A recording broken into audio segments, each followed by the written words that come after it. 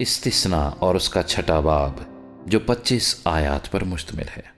یہ وہ فرمان اور آئین اور احکام ہیں جن کو خداوند تمہارے خدا نے تم کو سکھانے کا حکم دیا ہے، تاکہ تم ان پر اس ملک میں عمل کرو جس پر قبضہ کرنے کے لیے پار جانے کو ہو،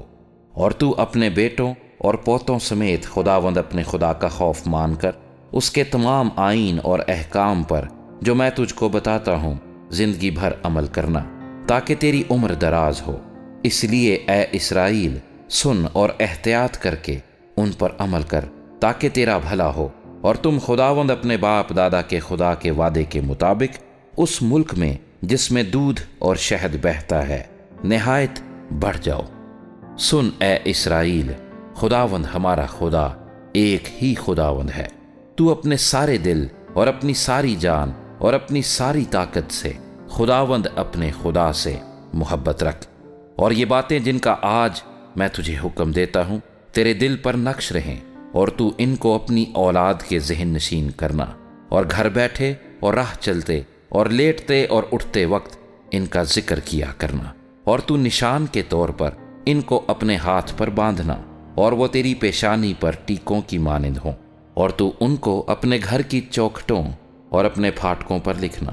اور جب خداوند تیرا خدا تجھ کو اس ملک میں پہنچائے جسے تجھ کو دینے کی قسم اس نے تیرے باپ دادا ابراہیم اور اسحاق اور یعقوب سے کھائی، اور جب وہ تجھ کو بڑے بڑے اور اچھے شہر جن کو تو نے نہیں بنایا، اور اچھی اچھی چیزوں سے بھرے ہوئے گھر جن کو تو نے نہیں بھرا، اور کھودے کھدائے حوض جو تو نے نہیں کھودے، اور انگور کے باغ اور زیتون کے درخت جو تو نے نہیں لگائے عنایت کرے، اور تو کھائے اور سیر ہو، تو ہوشیار رہنا،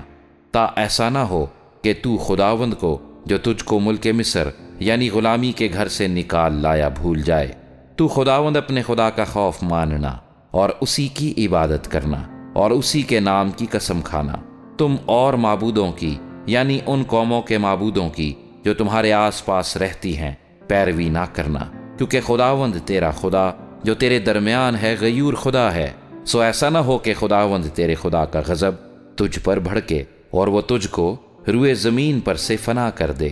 تم خداوند اپنے خدا کو مت آزمانا جیسا تم نے اسے مسا میں آزمایا تھا۔ تم جانفشانی سے خداوند اپنے خدا کے حکموں اور شہادتوں اور آئین کو جو اس نے تجھ کو فرمائے ہیں ماننا،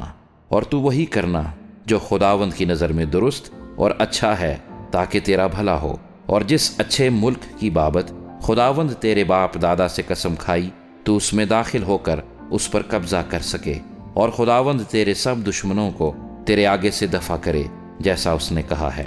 اور جب آئندہ زمانے میں تیرے بیٹے تجھ سے سوال کریں کہ جن شہادتوں اور آئین اور فرمان کے ماننے کا حکم خداوند ہمارے خدا نے تم کو دیا ہے ان کا مطلب کیا ہے، تو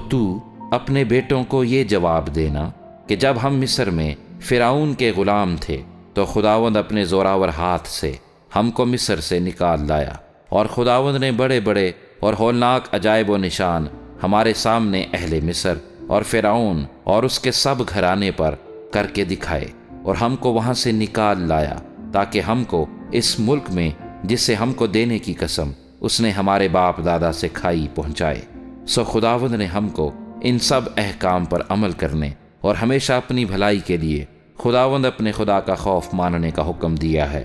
تاکہ وہ ہم کو زندہ رکھے جیسا آج کے دن ظاہر ہے۔ اور اگر ہم احتیاط رکھیں کہ خداوند اپنے خدا کے حضور ان سب حکموں کو مانیں جیسا اس نے ہم سے کہا ہے، تو اسی میں ہماری صداقت ہوگی۔